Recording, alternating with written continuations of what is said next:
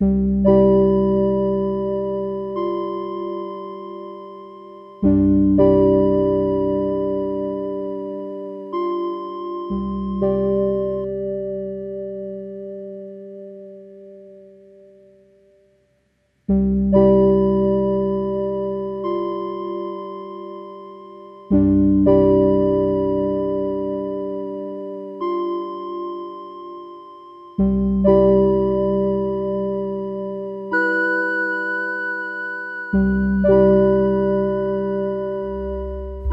gini ya Yudis ya, orang di dalam menceritakan biografinya gitu ya, ada berbagai cara saya, ada yang cerita, ada yang bikin buku gitu ya. Nah saya mencoba dengan cara yang lain, yang lebih sederhana dan mudah untuk orang gitu maksud saya. Mudah mengikutinya orang ya, tidak perlu membaca buku itu sampai sehari atau 2 hari penuh gitu. Ini 1 jam sudah ngerti siapa saya gitu.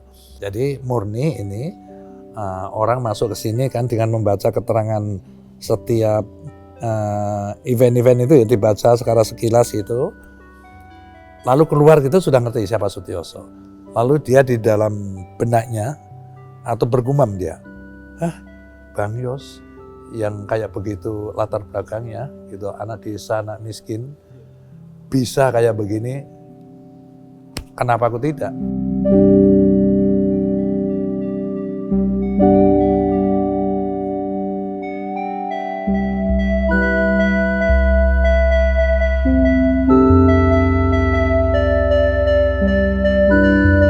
Nah, sebelumnya ya saya ingin mengatakan bahwa dulu ada tokoh militer ya, senior saya, namanya Jenderal Benny Murdani. Dan saya amat kagum dengan brilian banget pemikiran beliau itu kan. Dia bisa menjangkau pemikiran yang akan datang gitu kan. Nah di antaranya adalah masalah Timur Timur gitu kan. Nah Timur Timur ini kan kalau kita ngelihat peta Indonesia gitu ya. Jadi waktu kecil saya belajar ilmu bumi juga Kak, heran gitu kenapa kok ada yang digambar putih gitu kan. Ternyata itu punyanya Portugis, negara yang jauhnya kayak begitu. Nah, dan kemudian Portugis ini kan berkembang demikian rupa waktu itu ya, menjelang kira-kira tahun 70-an gitu kan, menjadi negara komunis lah, yang haluannya itu ke komunis. Ya tentu saja itu menjalar ke negara-negara jajahannya termasuk tim-tim kan gitu. Kemudian kita paling nggak suka kan kalau itu nanti jadi komunis, bisa aja menjalar ke NTT dan selanjutnya kan.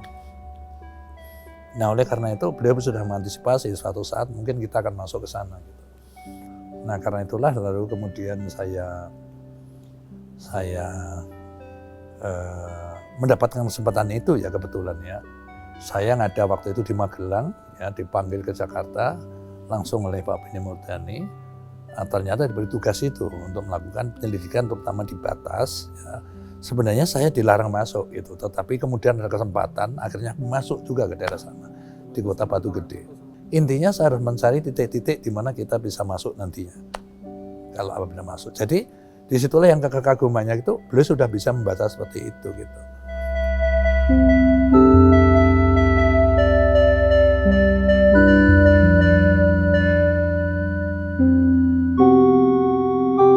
Jadi begini kan, waktu saya ke sana itu kan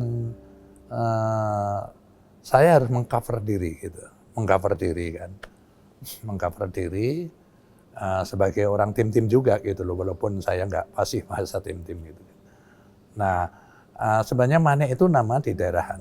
Ini sebenarnya saat kita mau masuk gitu, secara fisik dengan pasukan. Nah gitu. Nah waktu saya melakukan penyidikan itu saya menyamar sebagai seorang mahasiswa yang lagi melakukan penelitian gitu dan masalah rumitnya tidak ada di daerah batas itu orang yang bisa bahasa Indonesia, mereka pakai bahasa Titun. Karena itu saya membawa penerjemah dari Atambua saya bawa gitu kan, naik kuda 2, dia satu saya satu. Aku nyewa semua itu kan dibekali semua kan, bahkan saya dibekali teropong kecil, saya juga dibekali pistol kecil gitu sebagai untuk jaga-jaga diri gitu kan. Itu. Namun kemudian saya dari penyidikan berhasil atau ada kesempatan gitu untuk menyamar masuk ke daerah mereka, walaupun itu sebenarnya aku nggak diizinkan sama Pak Beni untuk masuk. Tapi saya kan ingin yang namanya tropas tentaranya itu kayak apa, yang namanya Skundalina, polisi itu kayak apa, senjatanya kayak apa. Karena kalau aku masuk aku menghadapi mereka nanti. Paling tidak aku punya gambaran kayak apa sih pakaian tentaranya, polisinya segala macam itu. Nah, aku masuk Batu Gede itu sebenarnya risiko tinggi. Ya. Batu Gede itu lagi ada pasar. Jadi kalau lagi ada pasar gitu, memang kita boleh masuk rombongan gitu kan, dengan membawa surat keterangan lah dari pos tempat gitu kan, dari border gitu ya. Kita punya border, dia punya border gitu. Nah, aku ikut mereka itu gitu. Dan mereka rombongan itu pun nggak tahu aku siapa gitu. Aku juga sudah menyamar dari mereka gitu kan. Jadi akhir perjalanannya ya walaupun dengan liku-liku yang sangat berbahaya di situ ya, akhirnya aku bisa lolos dan mendapatkan banyak keterangan. Nah, waktu masuk itu saya ceritakan, itu ya ketentuannya itu satu. Ini briefing dari Pak Beni Murdani nih, satu. Ya, kamu dimasukkan secara rahasia. Ya. Karena itu operasi ini tidak boleh bocor. Nah, oleh karenanya kalian pun nggak boleh pamit dengan para keluargamu mau kemana kamu. Silakan pamit tapi ke tempat lain. Jadi yang kedua itu tadi, yang ketiga kan operasinya rahasia. Jadi kalau ada di antara kalian tertangkap, kita akan pernah ngakui kamu siapa. Gitu. Nah, yang ketiga kamu harus menggunakan nama samaran orang sana. Kan dikasih daftar samaran banyak sekali, kalau ada Suarez, ada Alfonso, ada gitu ya, kemudian nama-nama sana lah gitu kan. Nah ada yang namanya Manik gitu kan. Manik itu adalah nama orang di batas. Manik di batas. Aku ngambil itu Manik. Iya, lalu tak ganti Manik itu tadi yang keren kan. Dulu kan ada film serial spy yang Manik gitu kan. Gitu. Ceritanya itulah gitu. Nah Manik kan gitu kan. Jadi kita menggunakan itu. Yang keempat, kalau ada anak buahmu yang luka ataupun apa itu yang memperlambat gerakanmu, ya kamu selesaikan saja gitu. Selesaikan dalam arti? Ya dibunuh lah, gitu kan. Ya walaupun prakteknya waktu aku satu saat ada 4 anggota saya luka tembak itu aku nggak mampu untuk menghabisin dia, saya bisa selamatkan, saya bisa evakuasi dengan helikopter. Dan itu adalah satu evakuasi yang spektakuler itu, karena di bawah kepungan musuh, aku bisa minta helikopter kita mendarat, helikopternya sipil loh kita sewa. Aku ingat sekali kok pilotnya namanya Bambang Irawan itu dari Pertamina kita sewa dulu kan, gitu kan. Dan dia berhasil nabrak saya selamatkan gitu loh. Jadi dari semua pengalaman operasi itu ya paling unik nih ya, karena seorang prajurit, saya maupun anak buah saya, ditugaskan dengan mempertaruhkan nyawanya. Pastilah ya mengharapkan kalau saya selesai atau saya syukur hidup, kalau mati pun saya dapat penghargaan sebagai kebanggaan anak-anak saya nantinya, kan gitu kira-kira. Lah ini boro-boro penghargaan diakui siapa kita pun tidak, kan gitu loh. Jadi secara moral pun sudah amat berat, tetapi kita harus sadar, itulah pasukan khusus di dalam mengemban tugas-tugas intelijen seperti itu.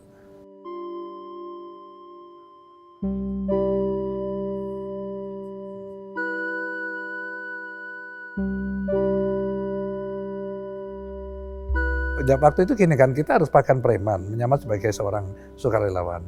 Ini adalah bahan yang paling tahan, nggak dicuci kan, untuk gelesotan juga tahan segala macam. Maka umumnya hampir rata-rata semuanya itu pakai jin semua anak buah kita. Ya kayak di patung di belakang kita ini kira-kira gambar. Saya kayak gitu. Warnanya juga aku ingat baju saya biru muda di atasnya gitu. Pakai topi yang sama.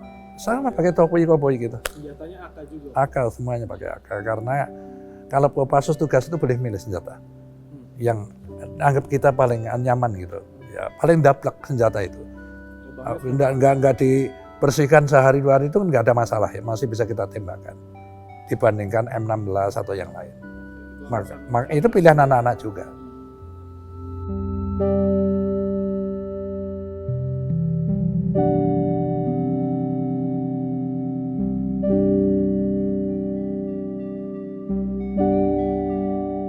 saya begitu jadi kabin itu ya, saya mulai menginventarisir masalah ya, diantaranya masalah keamanan itu apa menurut saya itu. Yang ada adalah 2 tempat, satu ujung barat, satu ujung timur ya. Ujung barat itu namanya GAM, Gerakan Indonesia Merdeka, ujung timur OPM, Organisasi Papua Merdeka. Itu separatis keduanya. Nah kemudian saya inventarisir lagi, ternyata ya di GAM itu besar ya, jumlahnya 120 orang, tetapi hanya satu kelompok, gitu, yang dipimpin oleh Nurdin Minimi yang disebut Din Minimi itu. Jadi saya jelaskan di sini, kok Minimi? Minimi itu adalah senjata kelompok M16 buatan Amerika. Itu dianggap tangguh senjata itu kan. Nah, jadi tambahan Din Minimi itu ada sebutan orang yang tangguh gitu loh. Bapaknya juga pakai Minimi, gitu, yang sudah gugur ya, tewas waktu melawan TNI dulu kan, gitu lah. Sekarang ini anaknya Din Minimi, gitu. Nah, dia hanya satu kelompok gitu. Sementara kalau di Papua itu ada 25-an lah kelompok yang tersebar di seluruh Papua. Jadi saya berpikir sekali lagi ya, ini karena operasi intelijen itu bukan fisik begini ya. Saya pikir mau saya garap dulu di Aceh kan itu kan. Nah saya tentu saja di dalam melakukan hal seperti ini kan selalu lapor presiden gitu kan.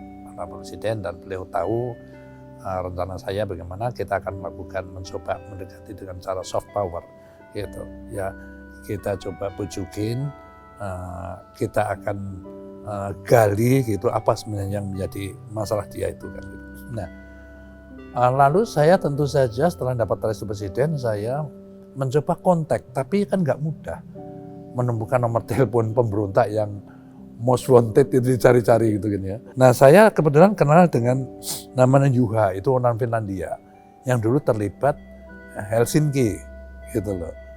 Dia punya nomor tokoh-tokoh GAM gitu, diantara Din Minimi dia kan.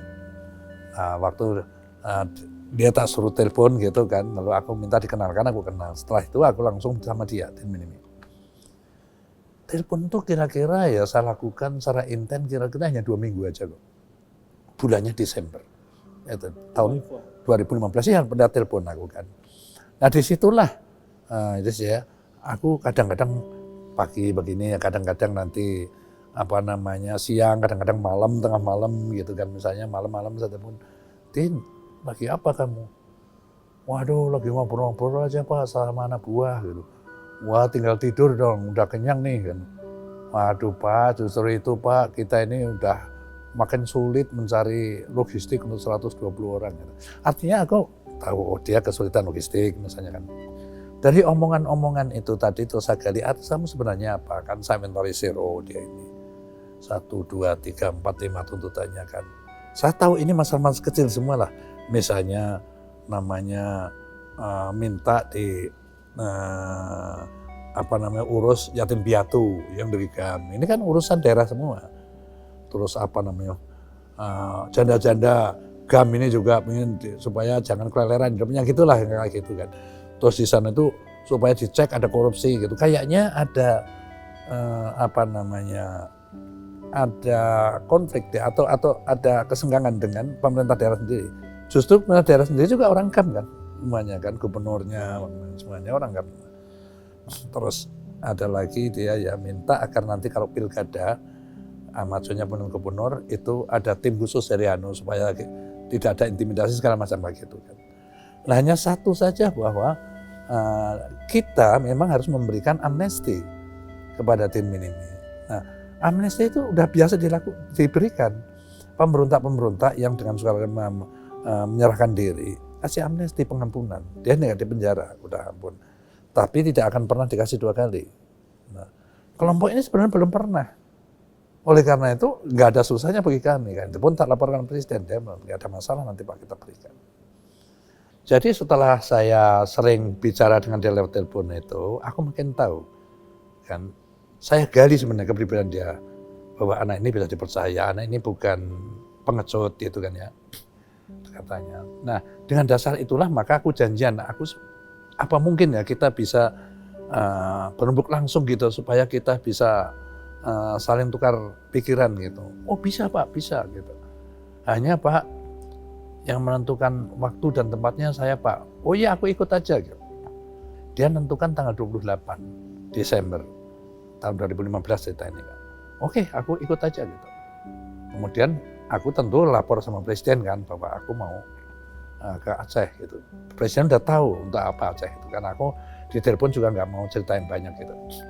Lalu sebagai rasa hormat saya kepada Panglima TNI juga saya telepon, saya minta izin Panglima mungkin nanti kalau saya di Aceh ingin koordinasi dengan Pangdam Bukit Barisan. Terus saya juga telepon Kapolri walaupun lewat ajudannya gitu bahwa saya kalau mau ke Aceh mau koordinasi dengan Kapolda di Aceh gitu kan. Nah, akhirnya saya ke sana tanggal 28. Nah, 26 saya ke sana ke lewat Medan terus saya ke Lok Sumawe gitu. Di sana pas tanggal 28 pagi itu sudah ada Panglima sama Kapolda. Dalam koordinasi itu intinya saya ceritakan saya akan mencoba melakukan pendekatan damai dengan kelompok Tinmin ini. Yang saya minta kepada Anda berdua adalah pasukan yang paling depan sana, ya, tolong suruh suruh diam dulu, jangan bergerak dulu gitu. Saya jujur aja dari pengalaman operasi saya, yang paling saya takutin adalah saya dikepret sendiri, saya pasukan kita sendiri gitu loh. Itu yang bahayakan itu, karena kita kan juga menyamar aja pakaiannya kayak gini, bukan pakai atribut militer kan. Tapi kita juga jangan mati konyol, aku ngomong gitu. Kamu tahu kan mati konyol? Kita bertiga mati, mereka ada yang mati, itu konyol namanya gitu. Karena itu kita tetap siap gitu kan. Satunya kan dia ini, aku membawa bereta ini kan, pasukan. Saya isi penuh, satu magasin saya kok isi kokang kunci, ya satu magasin lagi cadangan, saku. Sampai nggak nyolok kan. Ya di saku, aku kan pakai jaket kulit selalu kan. Sama sekali sih pakai jaket kulit, magasin cadangan, taruhkan di saku juga jin. Nah terus mereka juga, si Wayan pengalaman saya bawa AK mini gitu. Dia juga pakai jaket yang masukkan sini. Sekali lagi, kalian menembak atas isyarat saya gitu kan. Ya kalian gitu. Jadi, tapi sekali lagi, tunjukkan sifat yang bersahabat kayak nggak ada apa-apa aja gitu. Ngomong siapa aja. Nah memang, waktu perjalanan aku mulai tanya, aku gimana caranya Din? Gitu. Pak nanti begini Pak, ya Bapak jalan aja terus ke arah timur gitu. Artinya dari Lok Sumawe itu arah timur terus gitu. Kiri sawah gitu lagi, kanan sawah gitu. Tetapi kayak ada pulau kecil gitu di situ kan. Kita ternyata motor keluar dari situ. Pakai baju putih itu dia gini kan. Itu ngikutin itu gitu. Melewatin kampung-kampung kecil, melewatin hutan pinus, melewatin kebun kelapa sawit berhektar-hektar, enggak nyampe-nyampe. 4,5 jam. 6:30 kira-kira. Begitu belok ke kanan, langsung keluar dia kan. Kan udah gelap gulita. Teriak gitu kan. Pakai tutup kayak teroris itu, ngerti gak? Bawa akal gitu. Ini si anak buah saya kan mau reaksi aja si Wayan terutama kan. Saya gini, udah diem gitu. Udah, karena kan pakai bahasa Aceh kita nggak paham, nggak ngerti kan. Kita nyalain lampu, tak buka jendela gitu. Terus dia ngomong lagi, aku mau ketemu komandanmu, Nurdin. Terus dia gini, gitu. Nggak jauh dari situ, ada gubuk kecil gitu kan, panggung gitu kan, di pinggir sawah gitu kan. Terus dia teriak, Pak saya di atas Pak, gitu kan. Udah, saya naik ke atas kan, anak buah saya 2 orang ini ngikutin. Gitu. Terus sawah itu, wah ini pemandangan menegangkan pertama yang ini nih. Saya baru tahu Nurdin itu kayak gitu kan. Anaknya pakai kaos loreng, ya celana loreng gitu, pakai doktek, gitu kan, kalau kayak tentara Amerika loh, identitas kan gitu. Doktek komisan itu anaknya. 37 tahun umurnya dia kan. Din, kami bertiga membawa senjata nggak apa-apa kan? Nah ngomong gitu kan. Oh Pak, nggak apa-apa Pak, Bapak kan jenderal Pak, Kopassus Pak, kan gitu kan. Kamu ngerti nggak maksud saya? Itu kan sebuah, aku mendeklar gitu lah, gua membawa senjata gitu loh. Nah lu ngepret juga, mati juga kamu, kira-kira kayak gitulah kan saya. Message saya itu seperti itu maksudnya. Gitu. Nggak apa-apa, udah duduk. Jadi dia terus begini aja selama berapa itu gitu. Tangannya dipicu aja begini. Gitu. Itu kondisi logistik di sana sudah? Wah sudah minim, dia nggak dia cerita sama aku Pak. Waduh. Sampai anak buahnya juga ketangkap polisi di bawah waktu nyari logistik. Ditangkap di segala macam. Itu cerita semua gitu kan. Nah, terus Din anak buahnya mau ini 120 kamu gitu. Ini itu combat semua, maksud saya tempur semua. Oh enggak Pak, yang combat 40 orang. Terus yang lainnya, nah yang 40 orang Pak, itu saya operasikan turun ke kampung-kampung untuk cari logistik Pak. Waduh nggak mudah Pak, kasih makan 120 orang tiap hari gitu. Oh gitu. Dan sekarang makin sulit Pak. Tadi aku udah tahu lewat telepon kan. Nah, berarti masih 40 orang lagi apa? Wah kalau itu Intel Pak, Intel gitu ya, aku kaget juga. Nah intinya terus berembuk itu alot banget dia. Kalau yang ini nih saya akomodir, amnesti pun Presiden juga sudah setuju, kamu nanti pasti akan diberikan. Karena itu sudah aturan kan. 2 kali nggak bisa, dia belum pernah, aku sudah pelajari. Kelompok ini belum pernah dapat amnesti. Tapi dia nggak mau dia. Terus aku ngomong gini. Tin, kamu ini sudah berapa tahun ya nggak ketemu anak istrimu? Ini 4 tahun Pak, jalan 5 tahun Pak. Kamu apa nggak rindu sih sama mereka? Walah Pak gimana, saya kan pengen lihat anak saya itu sudah gede apa sekarang ini kan gitu kan. Din, aku punya usul nih. Kenapa kita nggak berembuk lagi, teruskan berembuk itu di rumahmu aja? Udah kaget. Loh, Pak, kalau saya suruh turun ke kampung saya, siapa yang jamin keselamatan saya, Pak? Aku yang jamin kamu. Aku, Din. Gitu. Kamu pasti aman kalau dengan saya. Pak pikir, wah terus dia ngumpulin anak buahnya kan, di brief gitu kan. Akhirnya ngomong sama saya, dia setuju untuk. Tapi sekali lagi nekankan Pak, nyawa saya di Pak. Iya, kalau aku sampai diserang, kalau kalian diserang kan aku ikut mati juga ngomong gitu, kalau tentara nyerang kamu kan. Aku sangat berharap ya bahwa aku sudah koordinasi dengan pasukan Kodam dengan Polda kan. Akhirnya mereka cari truk, dapat 1 truk untuk ngangkut anak buahnya ini. Wah udah sesukan karuan, sebagian malah ikut di belakang aku. Nah akhirnya di tengah jalan mereka yel-yel terus kan bendera-bendera GAM itu kan. Wah aku kan tambah deg-degan kan. Nah ternyata ya kayak hero gitu kan. Kan banyak kampung-kampung kecil yang kita lewatin waktu berangkat maupun ke tempatnya keluarga Nordin. Saya sampai berhenti di jalan. Nah, turun, Nordin yang di truk tak suruh dekat aku. Din, kalau kamu kayak gini ya, sepanjang jalan ribut jadi kayak begini kan, aku nggak jamin keamananmu lagi. Gitu kan. Aku minta semua diam saja sudah. Sampai ke tempat. Nanti kalau mau teriak-teriak di sana aja. Silakan.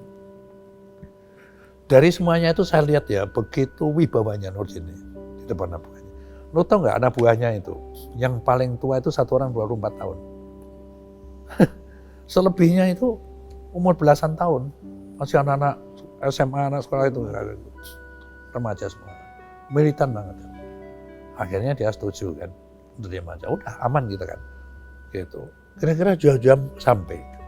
Rumahnya juga nggak beda dengan yang kampung-kampung yang terpencil yang saya datangi tadi kan, yang saya lewati tadi. Pencil. Sampai kira-kira setengah 12. Itu kita lihat pemandangan yang dramatis di situ kan. Karena waduh, kayak apa histerisnya, terutama maknya kan. Jadi ceritanya kan suaminya, mak itu ada bapaknya Nordin kan udah meninggal kan, udah tewas ya. Terus anaknya lagi 2 kan, Nordin sama adiknya. Adiknya ini dibawa juga sama Nordin ke atas gitu kan, dibawa ke atas gitu. Terus turun nangis-nangisan lah, tak biarin aja setengah jam. Udah nangis-nangisan keluarga, dia saya lanjutkan lagi, jam 12 bicara lagi sama dia. Berdua lagi di balai tadi kan, pakai tikar gitu kan. Dia tetap aja begini terus. Aku sampai tanyain, kenapa kamu gini? Pak, saya tuh pernah diajak berbuka gini Pak. Tiba-tiba aku diserang Pak. Gitu. Latin, lu pikir aja lah, kamu pikir aja. Aku ini 3 orang loh. Bisa menang dari mana sama kamu 120 orang lagi gitu. Ya lagian aku kan percaya, iya Pak, saya kan percaya sama Bapak. Aku ini percaya sama kamu loh Tin gitu. Jadi aku minta juga dijaga kepentingan. Saya juga percaya sama Bapak gitu. Ya sudahlah. Sekarang kita nggak usah mikirkan itu ya. Kan gini kan, kamu lihat anakmu tadi. Gitu. Yang menangis saya begitu. Apakah tega kamu meninggalkan lagi? Terus anak buahmu setelah saya lihat anak-anak yang remaja kayak begitu. Ya, dia harus sekolah, dia ada yang harus bantu orang tuanya bertani atau apa, nggak kasihan kamu, mau bawa lagi ke gunung. Kamu menuntut 5 hal, ya kan? Termasuk semua sudah saya akomodir yang buat oleh pemerintah daerah. Sekarang apa lagi? Din, kamu tahu nggak sih perjuangan itu selalu ada akhirnya gitu, ada selesainya. bukan tertulisan nggak begitu kan. Percayalah Din, aku ini kepala bin gitu. Kamu yakin aku nanti akan ngomong sama Panglima, kamu nggak akan apa-apa. Gitu. Asal kamu tidak senjata lagi. Tetapi aku ngomong gitu kan, kalau kamu masih banyak tepuk dadanya itu, akanya itu satu. Din, kamu kalau masih bawa ini, aku nggak bisa jamin keamananmu lagi. Karena senjata ini kan senjata yang gelap gitu. Lagian kamu DPO, bawa kayak begini. Mana bisa ditolerir sama aparat. Jadi senjata ini mesti kamu serahkan. Wah, nggak bisa Pak. Ini nyawa saya Pak, dan buat saya di sini Pak, kan gitu kan. Ya bagaimana? Ya itu saja kan. Sekarang apalagi yang kamu lakukan? Gitu. Aku kan sudah sekali lagi jamin keamananmu, keselamatanmu. Sekalipun kamu nggak senjata ini tetap jadi tanggung jawab saya keamananmu itu. Lama berpikir. Akhirnya ada 2 jam, kemudian jam 2 pagi kira-kira kan, final sudah.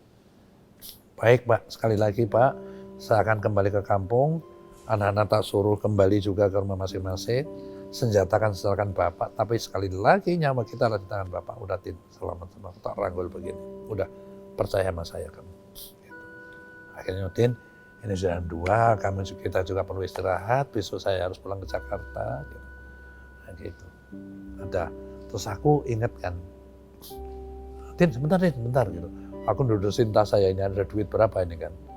Ada 22 juta kan. Tadinya untuk bayar hotel kan macam kan ini, untuk penginapan bukan hotel di sana.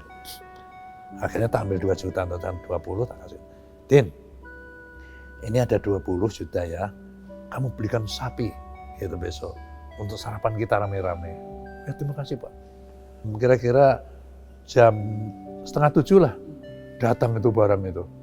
Wah, masakan gulai sapi ya, sama nasi seteng dibawa ke balai saya itu kan. Waduh, aku cerita itu karena apa, dalam sejarah aku makan paling banyak itu hari itu, kalau misalnya laparnya aku. Dan lagi gini ya, untuk kamu, aku kan pernah tugas di Aceh sebelumnya kan. Yang cerita yang tadi kan ada pernah ke Aceh sebelumnya. Itu orang Aceh itu paling pandai masak. Enak banget masaknya. Karena ada bumbunya itu, kalau kita kan ada salam itu ya, dia salamnya itu ganja dia kan gitu. Dan di sana sebenarnya dari zaman kala itu untuk bumbu masak gitu kan. Selesai itu terus aku ngomong sama Nurdin, Din, kira-kira jam 7, setengah 8 gitu. Udah selesai aku pulang, saya hanya minta kenangan saja Din gitu kan. Apa Pak, saya ingin foto saja gitu. Ingin foto aja dengan kalian. Waktu dipanggilin semua kan. Wah aku meceng tuh. Maka aku pinjam akanya si Wayan tuh gitu kan. Terus aku memang ngomong sama Wayan sama media juga, aku difoto sebanyak-banyaknya. Karena aku ingin ngitung senjatanya itu berapa, ngerti nggak maksudnya itu loh. Gitu kan. Dan nanti setelah itu terus udah Tin, kamu hasil rembukan saya dengan kamu, sekarang kamu sampaikan sama anak buahmu. Diapelin sama dia kan. Pakai bahasa Aceh lagi lah, bahasa apa nggak ngerti aku. Tetapi di situ kelihatan militansinya itu kan, gerakan-gerakannya gitu kan. Mereka ngomong nggak ngerti, rupanya Nurdin mungkin jelaskan hasil bicara itu. Setelah selesai dia minta saya bicara gitu kan. Terus apa ya? Udah nggak usah baris, sekarang ngeliung aja, duduk aja yang santai. Saya jelaskan tadi kan bahwa kalian sudah berjuang, perjuangan sudah selesai, dan sekarang kembali masing-masing, yang sekolah lagi, yang kamu nanti orang tua lagi. Dan semua senjata harus kalian serahkan kepada saya. Itu demi keamananmu semua, gitu. Kamu harus serahkan. Gitu. Nah inilah istilah yang mengumpulkan senjata ini yang jadi masalah. Gitu. Jadi terus saya habis itu kalau ngomong kan, ini udah jam 8:30 ya, saya harus pulang ke Jakarta. Sekarang saatnya mengumpulkan senjata. Terus dia kan teriak-teriak kan mengumpulkan senjata kan. Waktu itu kan aku tuh melihat gitu kan dari orang kan. Ada yang masuk ke bok kecil gitu kan bawa senjata, habis itu keluar nggak bawa lagi gitu. Ada lagi yang ditutupin sarung gitu kan. Ada lagi yang ditutupin pohon pisang, daun pisang gitu kan. Aku udah lihat aja itu kan. Terus kumpulin, kasihkan saya kasihkan ajudan saya, kemudian itu diperiksa senjata. Munisinya aja 2 karung kan gitu kan. Ada granat atau segala macam lah. 8 berhenti kan ngomong. Saya ngomong, Din, ini aku ngomong, senjatamu Din itu yang terakhir, nanti serahkan saya sebagai simbolik. Aku ngomong gitu. Terus saya bilang, sekarang udah berhenti. Gitu. Din, ini senjatanya masih kurang 8 lagi. Gitu. Kan kaget mungkin Nurdin ya kan. Oh, maksudnya udah saya lihat di fotonya itu. Gitu kan. Jadi akhirnya dia marah kan sama anak buahnya kan. Oh, dia itu berwibawa banget. Begitu dia teriak gitu langsung tuh. Mungkin semua senjata nggak ada yang harus dikumpul. Mungkin gitu terjemahnya aku nggak ngerti. Cerita singkatnya tentang Nurdin ini alhamdulillah semua berjalan lancar, dia pulang ke kampung dan senjata diserahkan. Bahkan sekarang ini saya dengar anaknya Nurdin pun masuk TNI jadi bintara gitu lah. Alhamdulillah aku senang sekali. Hanya memang jujur aja ya lewat kamu Jaya, saya amat kecewa ya karena sampai sekarang amnesti itu belum diberikan gitu. Padahal itu nggak ada masalah sama sekali. Nggak ada membawa konsekuensi apapun, semuanya udah dapat kok. Kamu kan menyerah sekarang dari penjabat di provinsi, dari gubernur, dari macam-macam itu kan semuanya mantan kamu kan dapat amnesti. Tapi ini yang oke lah ya, aku nggak mau jauh, yang penting Nurdin ini aman, bisa hidup sebagai warga negara NKRI, aku sudah senang sekali.